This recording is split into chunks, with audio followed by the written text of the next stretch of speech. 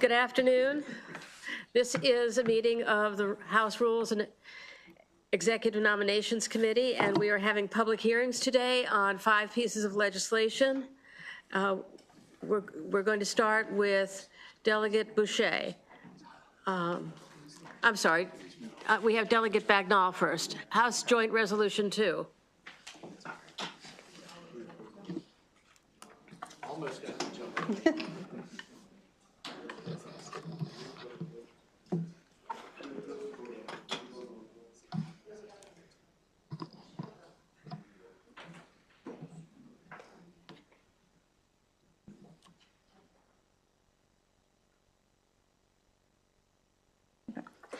Good afternoon, Madam Chair, Vice Chair, and members of the Rules Committee. For the record, I'm Delegate Heather Bagnall, District 33C, Anne Arundel County, here in strong support of House Joint Resolution 2, Witchcraft Exoneration. You have my written testimony, so I'll summarize. Witches. They hold a fascination for so many of us. They are in our film, television, theater, novels, fairy tales, dreams, and nightmares. They are villains and heroes, truth tellers and liars, seers and healers, good, evil, even wicked. The folklore of witches has long captivated us, but the truth about witches, or more to the point, witch laws, is just as interesting, though far more harrowing, and is a part of the DNA of our nation, our state, and this very body, the Maryland General Assembly. One could argue that the Witchcraft Act of 1604 was the first moral panic law and one of the earliest violence against women laws on our books as a British colony. It is against this background that I have introduced a resolution 350 years in the making. While Maryland was still a colony under British rule, we were also a religious sanctuary. During the 17th and 18th centuries, witch trials were a common occurrence across Europe and New England, often attacking women who were healers, midwives, unmarried property owners, undesirables, or even just outspoken. The Witchcraft Act of 1604 was passed through a process much like that of today. It was considered, debated, and passed by an all-male parliament, and though it was not used exclusively against women, they were the large majority of victims of the law, which provided for accusation, prosecution, and upon conviction, sentence, which was always death. The Witchcraft Act of 1604, the second such law passed by Parliament, made it illegal to use witchcraft to cause death, destruction, or other harm, made it illegal to entertain evil spirits or use human corpses for necromantic rituals, made it a felony to practice witchcraft, punished offenders with death, imprisonment, and public humiliation, and deprived offenders of the benefit of clergy and sanctuary. 3 years after Maryland's founding, the Maryland General Assembly in 1635 adopted the Witchcraft Act of 1604. The Maryland judiciary, fearing violence due to false accusations, had a high standard, and though there were a number of defamation cases on the court records, only 7 people, 6 women and 1 man, were formally tried as witches. So who were they?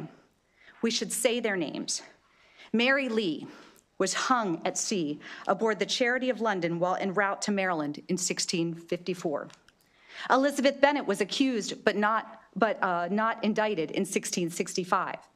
John Cowman was convicted of witchcraft and sentenced to death, but his sentence was later commuted to labor on behalf of the community in 1674. Rebecca Fowler was accused and hung for witchcraft in 1685. Hannah Edwards was accused, indicted, and tried, but acquitted in 1686. Virchow Vial was the last person actually tried for witchcraft in Maryland, acquitted in 1712. And Maul Dyer is probably our most famous and rumored to be the inspiration for the Blair Witch Project, was accused by the local people of witchcraft, driven from her home, which was then burned to the ground, and she later died of exposure. So why bring this resolution now to exonerate people long dead? Because 350 years ago, in 1674, one person, John Cowman, the only man accused, tried, and sentenced to death for witchcraft, was given a reprieve by this same body, the Maryland General Assembly. Rebecca Fowler, whose descendants still reside in Maryland, was not so lucky, as the General Assembly was out of session and she was executed in 1685. It is believed that she suffered her fate because the courts had recently experienced an embarrassment and needed to be seen as tough on crime. Tough on crime. Laws targeting individuals who challenge the status quo. Equality. You can draw a line of demarcation from today all the way back to the founding of our nation and our state. The 30th session of the Maryland General Assembly established the precedent, but never extended it to the women who were wronged. This year, this Women's History Month, the 447th session, we can make good on that promise of a lifetime ago. Maryland would be following in the footsteps of our New England states, where some of the most infamous witch trials occurred. The witchcraft exoneration movement is not only a national, but an international effort. There are other nations which still actively enforce witchcraft laws. You will see in the written testimony references to witch camps, where mostly elderly women accused of witchcraft seek sanctuary. Now, when I filed this resolution ahead of the pre-filed deadline, which also just happened to be just short of Halloween, I never expected it would become a civics lesson, a history lesson, and a cautionary tale all in one. But this is precisely what has transpired. One news organization even engaged in what can only be characterized as a modern-day witch hunt when they showed up with cameras and harassed a woman-owned business seeking their story. With no sense of irony at all, they set up a man-on-the-street interview trying to find real witches to ask them about how important a witchcraft exoneration resolution really could be. While I've been in office, we've seen the end of nearly 50-year precedent on privacy and bodily autonomy. We've also seen state legislatures further restricting women's hard-earned rights, such as financial autonomy, pay equity, voting, child custody, access to contraception, and even the right to travel freely without a guardian. Every day we are seeing zombie laws, laws long thought obsolete and unenforceable resurrected. So why not revisit one such wrong to make it right? We can't go back in history, but we can make good on a promise this body made nearly 350 years ago. And it is never the wrong time to do the right thing. I'm proud to serve in this body, where Maryland has been leading the way as a religious sanctuary since our founding. And this is a way with no further burden to the state to make our will clear, that laws should never be used to do harm. That we established our fledgling state on the principle of religious tolerance. We established our new nation on the principle of religious freedom. And that as we approach the 250th anniversary of our great nation, as we continue to grapple with the consequences of our past, we have the opportunity to right the past wrongs of our state. Help me say their names, the ones we know, the ones lost to history, and let Maryland say we are sorry. For all these reasons, I ask for a favorable report on House Joint Resolution 2. Are there any questions for the sponsor? If not, do you have a panel? I do. Can I? I'll call in-person or virtual. We'll call the in-person first. Elizabeth Puglisi Shaw. Joshua Hunter, oh, he's virtual. Heather, you already spoke. Robin Elliott, I'm sorry. Robin Elliott and Ken Phelps. Oh, he's virtual also, okay, we'll be fine. Go ahead, please. State your name for the record. My name is Elizabeth Puglisi Shaw. Good afternoon, distinguished members of the Rules and Executive Nominations Committee. I started the Maryland Witches Exoneration Project after seeing what Connecticut had accomplished in correcting the historical record. It is past time that Maryland did the same. Those accused, John Common, Rebecca Fowler, Hannah Edwards, Elizabeth Bennett, and Virgil Vial, should never have been subjected to legal proceedings. The law they were charged with violating was unsound.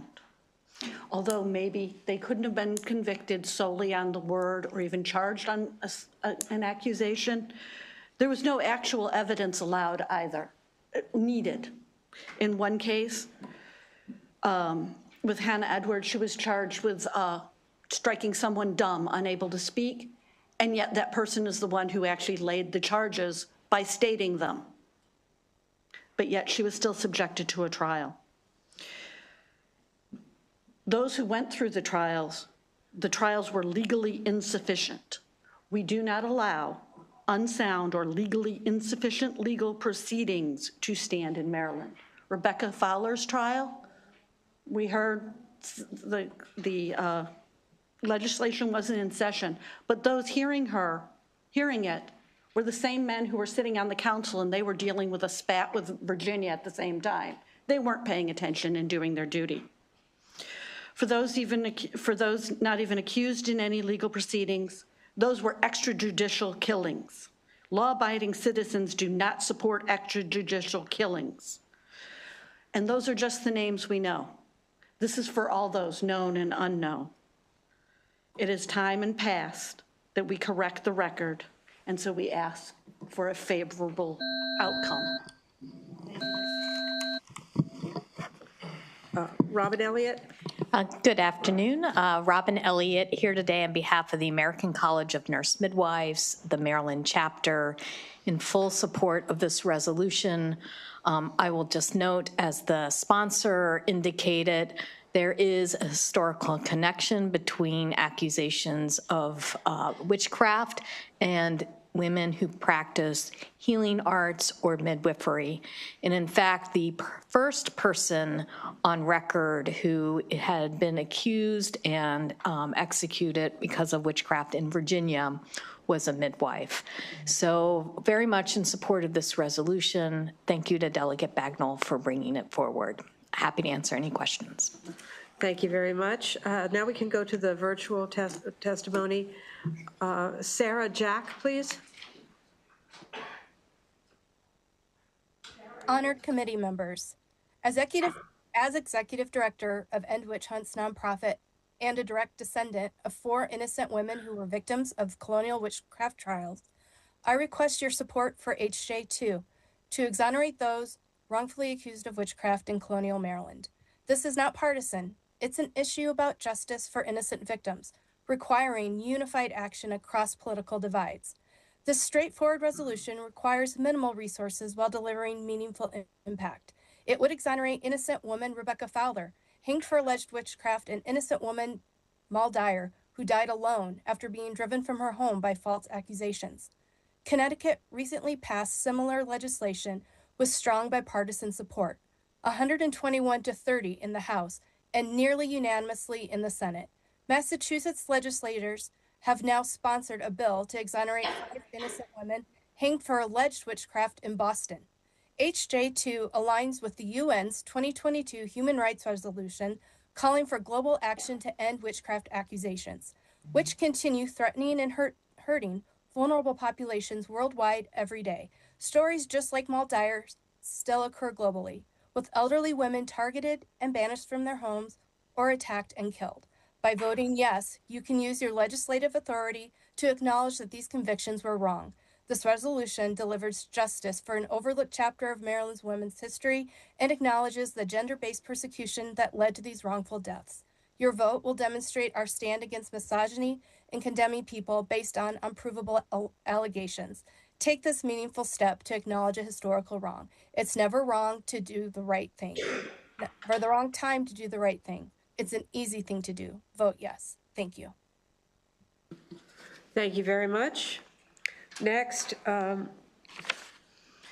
Ken Phelps.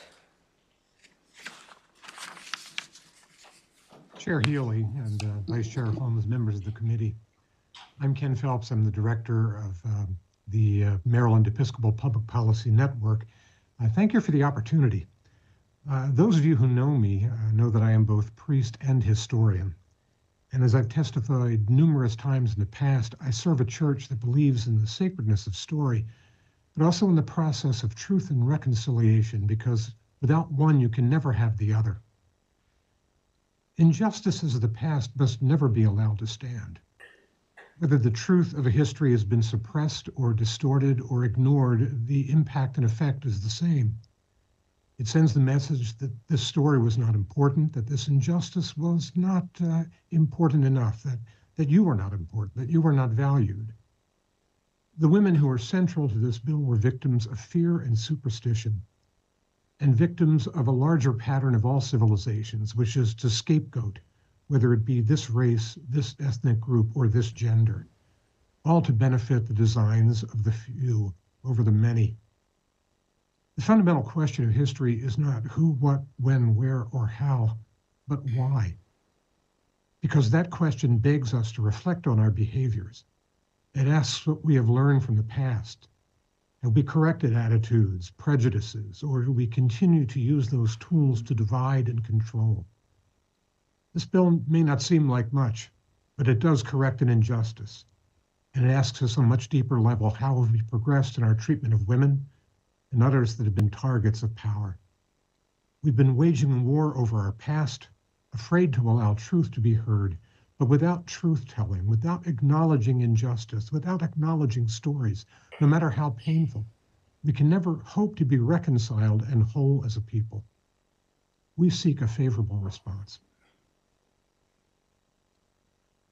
Thank you very much. And I believe the last witness is Joshua Hutchinson.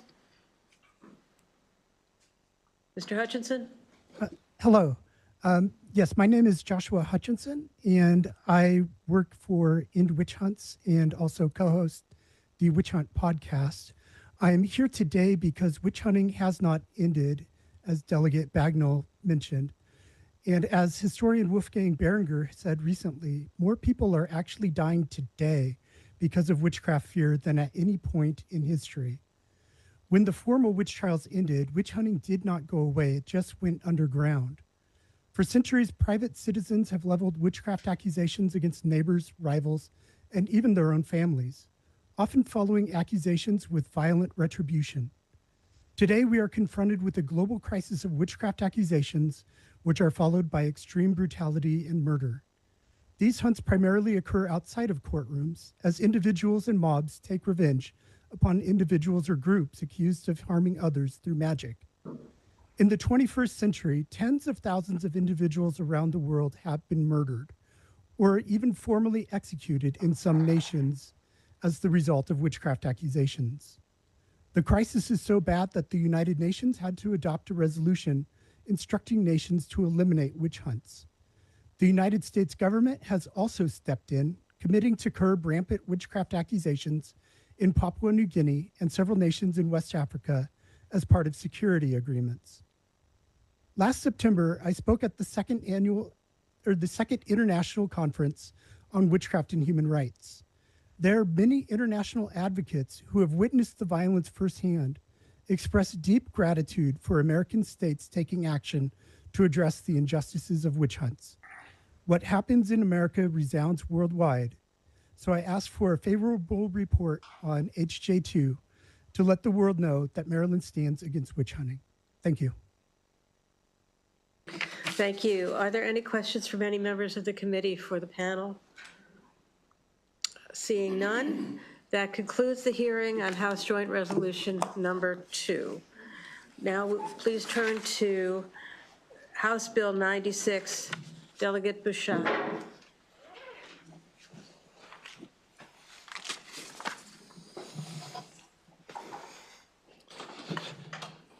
Good afternoon, committee. What a gorgeous day. Too bad we're all in here. For the record, I am Delegate Christopher Boucher, District 5, representing Carroll and Frederick counties, and also I am neither witch nor warlock. Tough bill to follow. Thank you, Madam Chair, Vice Chair, and distinguished members of this committee. I recognize that this is the most honorable, intelligent, and veteran body in this entire institution, so it's a tremendous honor to bring this bill forward. HB 96 has to do with expanding out the membership of the Maryland House of Delegates from 141 to 144, and the State Senate from 47 to 48. And the purpose of that falls all the way back to the genius of our founding fathers when they created the United States Constitution and how they structured the United States Senate. They wanted to make sure that the Senate had different election processes than the House to work as a check valve when the passions of the electorate can completely wipe out the legislative institution. What this bill proposes is that senators be elected every 2 years, 24 of them every 2 years. And the purpose of that is this. If there's passion in our electorate and they want to wipe out this body, we need to maintain the continuity and the institutional knowledge which exists in this, not just chamber, but on the Senate side. And by allowing the senators to be elected 24 every 2 years, we also have a different feeling of the electorate during the gubernatorial election year versus the presidential election year. I think this is a very good idea for us. It has worked since the beginning of our nation with the United States Senate. I think it'd be wise for us to incorporate that into our Constitution. And I must warn this body, do not think that this can never happen. Because in 1918, the minority party of this chamber took over both the House and the Senate here in Maryland. And it can once again happen again. This is a nonpartisan bill. This is for everyone of both parties to recognize the importance and the intelligence of what our founding fathers did. And with that, I'm willing to take on questions. Any questions for the sponsor? Seeing none, I'll go to the witness. Christopher Eric Boucher. I am the witness. That's you. You used your name differently. Very interesting. Okay, you don't get 2 counts. You don't get to testify twice. Can't stab at it twice. All right, well, that concludes the hearing on this bill then. Thank you so much. Next, we'll turn to House Bill 203. Delegate Boucher. Well, that was quick. All right. Spare the formalities, we just went through them.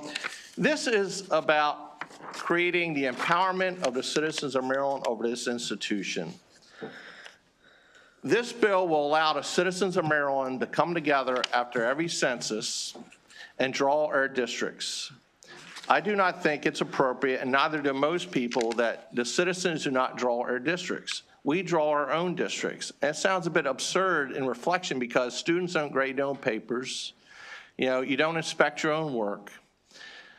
The fact that we draw our own districts means that the citizens of Maryland are not sovereign over us. We are truly sovereign over them. And this is something I discovered when I sued the United States Supreme Court in 2012 and made case law in the Maryland State Supreme Court.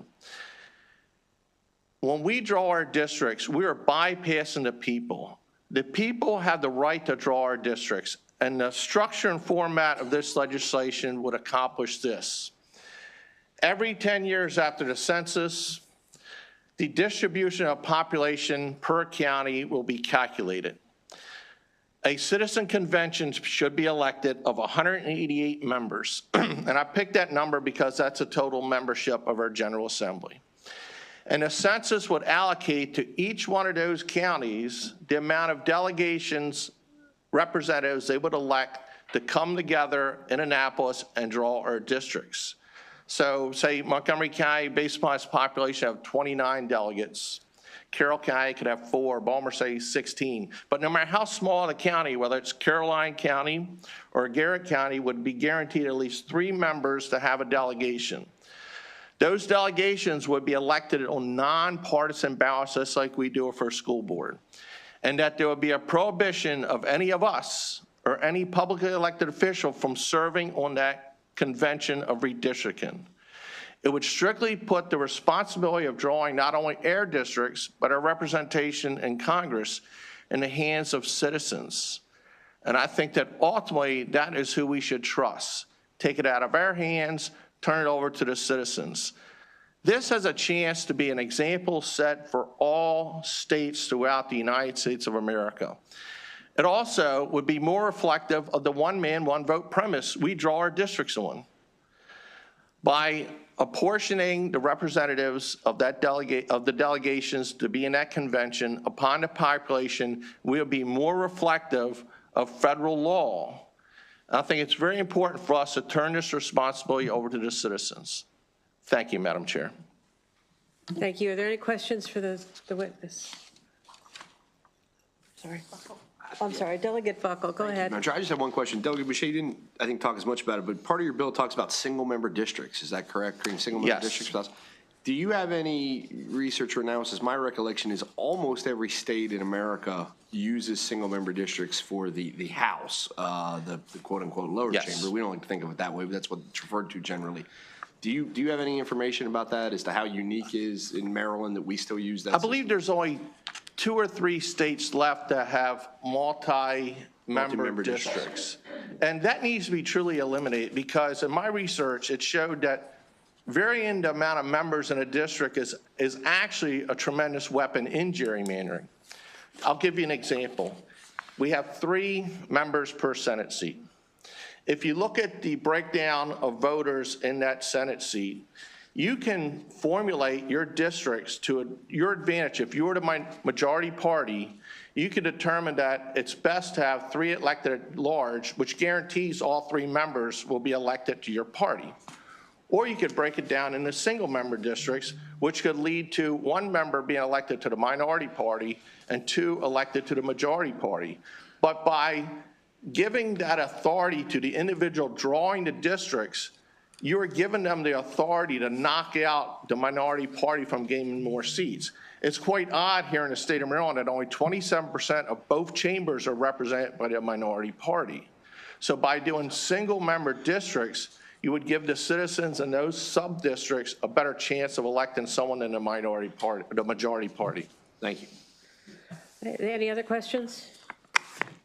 Thank you very much. That concludes the You have a hearing on lovely day, this and hopefully bill. everyone gets out and enjoys this weather.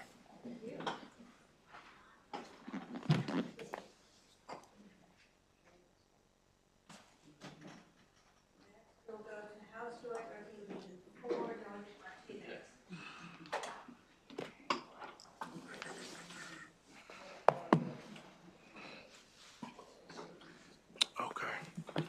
Well, good afternoon, Madam Chair and members of the Rules Committee. For the record, I'm Delegate Ashanti Martinez, here to present House Joint Resolution 4, Diversity, Equity, Inclusion, the American Dream. This resolution reaffirms Maryland's commitment to diversity, equity, and inclusion as fundamental pillars of the American dream and encourages policymakers, educational institutions, workplaces, and organizations to uphold these principles. At its core, DEI is about assuring that all Marylanders, regardless of background, have the opportunity to succeed based on their skills, talents, and contributions. It is a commitment to fairness, removing artificial barriers that have historically prevented qualified individuals from reaching their full potential. Some have suggested that DEI undermines meritocracy, but the truth is quite the opposite. DEI does not mean lowering standards. What it means is that we're ensuring talent is not overlooked due to bias or systemic barriers. A true merit-based system does not assume that opportunity has always been evenly distributed. I'll repeat, a true merit-based system does not assume that opportunity has always been evenly distributed.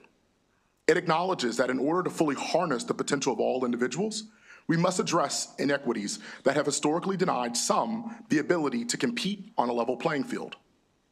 Critics also claim that DEI is solely about race, particular Black people.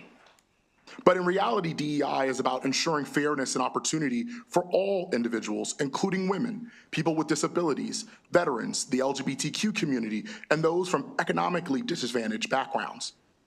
It is about recognizing and valuing diverse perspectives that make our workplaces, institutions, and communities stronger. This is not a partisan issue, and nor should it be. DEI reflects the very essence of the American dream, the promise that through hard work and determination, anyone can achieve success. Maryland has always been a place of opportunity, and it is our responsibility to uphold that tradition by ensuring that the doors remain open to all who are willing to walk through them and work. House Joint Resolution 4 is a call to action. It urges policymakers, institutions, and community leaders to uphold the principles of diversity, equity, and inclusion, ensuring that Maryland remains the beacon of opportunity for all who seek it. For those reasons, I strongly urge a favorable report on House Joint Resolution 4. Thank you. Thank you. Are there any questions for the sponsor? Seeing none, I'll go to the in-person. Nicole Hollywood, please. Is she here? I'm not sure. They might be virtual. Okay. We'll go to the virtual, Ms. Chaudhry, please. Can you hear me? Yes, we can. Great. Thank you so much, Chair Healy, members of the Rules Committee.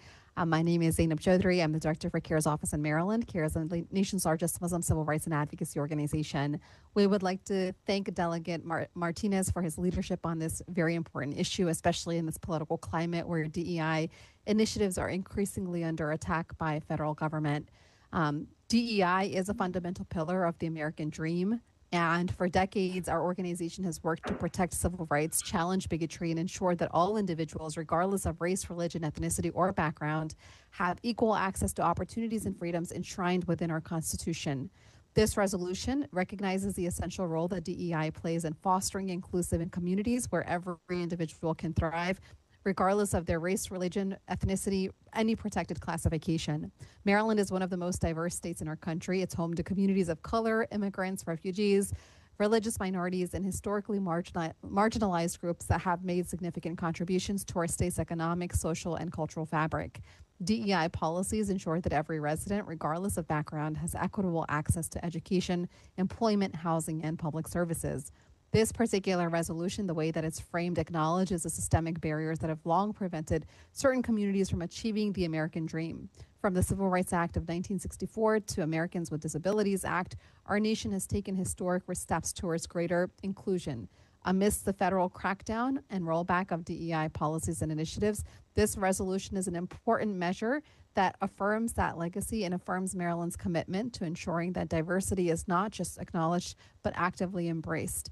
In recent weeks, Americans have witnessed alarming attacks on DEI programs that have dismantled current policies, restricted educational curricula that address systemic racism, and silenced marginalized communities. These attacks seek to erase the lived experiences of communities that have fought for decades, if not centuries, for equal rights and justice.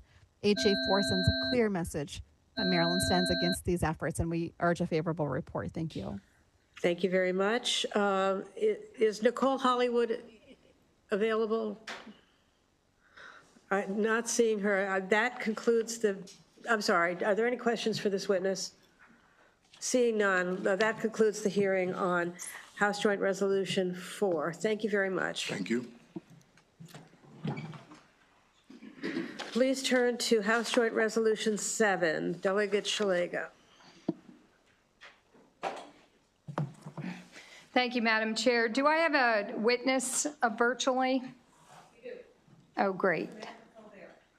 Okay, not the Carla Jones was not able to. Okay. All right. Thank you so much. For the record, my name is Delegate Kathy Szeliga. Before you today is House Joint Resolution 7. And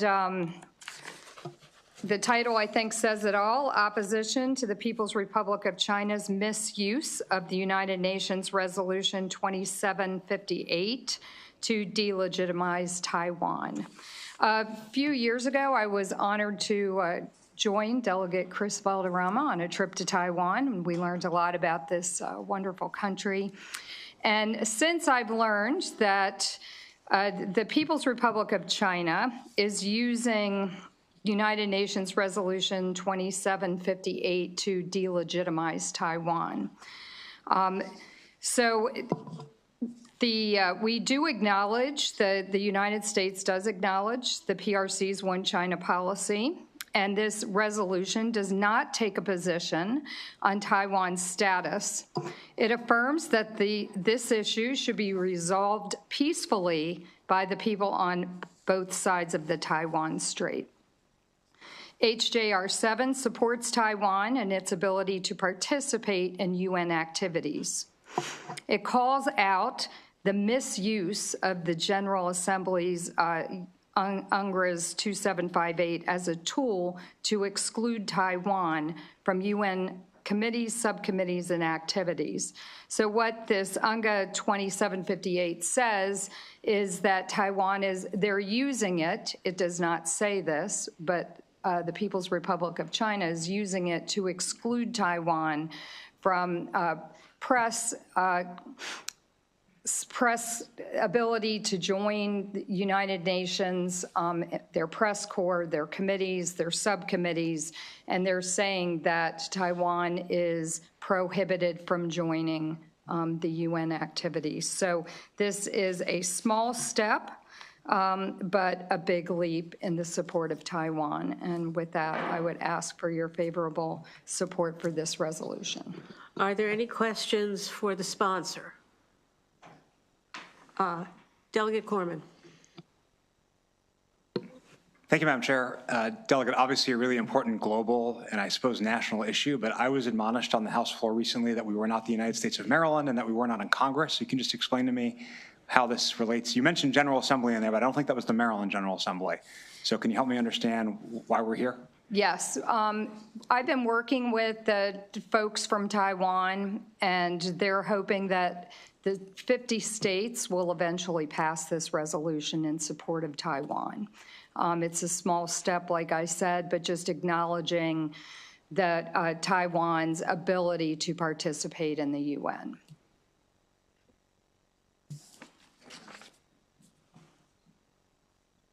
Thank you very much. Are there any other questions for the sponsor of the bill? Thank you very much. Thank you. We will go to the unfavorable witness, Samantha Faubert, virtual. Hello. Please proceed. Hello, my name is Samantha Faubert. So I am unfavorable of this position because House Joint Resolution 2 from last session calling for peace and a ceasefire and condemning anti-Semitism and Islamophobia was not put up for a vote. And in this committee, there are the same delegates that chose not to have a vote. Also, I'd like to quote Bill Ferguson, who spoke about that bill, who said, "I don't believe the Senate will be wading into foreign policy that we have no control over. I don't think we're going to spend any time on it." Even though this is contrary to Ukraine, and I was happy to hear of the support of Ukraine, and I think with this current administration, there needs to be continued further support of Ukraine. I'd like to see consistency of support for Palestine, and that did not happen. And so because this is another foreign policy issue that Maryland has no control over, and we are in a severe budget deficit, I don't think this committee should spend any time voting on it. Are there any questions for the witness? Seeing none, thank you very much. That concludes the hearing on this piece of legislation. We will now move to the re-referral section of the agenda. I understand that there's a motion to separate one of the bills so that we'll vote on them separately. Yes, ma'am.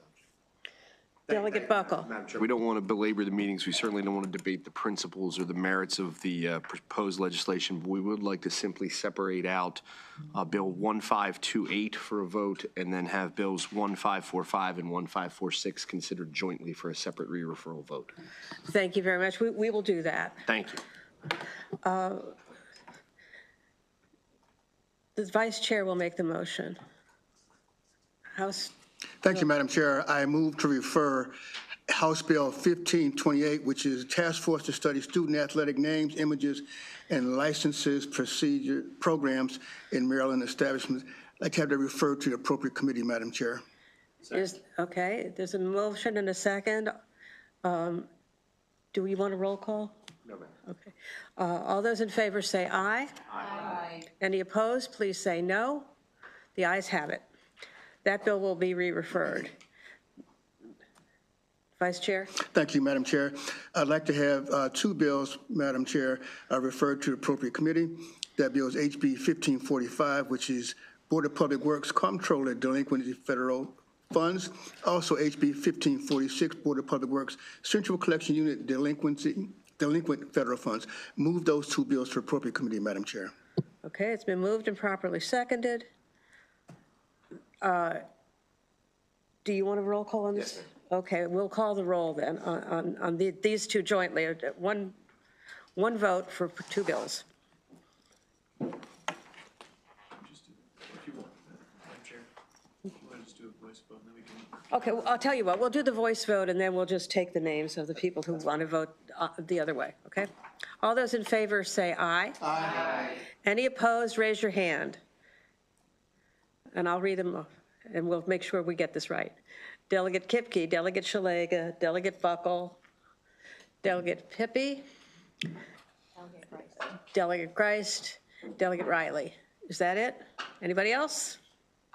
Do you have all those names? Yes, I do. All right. Thank you very much. Those two bills will be re-referred to the proper committee. And that concludes our business for today. All those in favor of adjournment? Aye. Aye.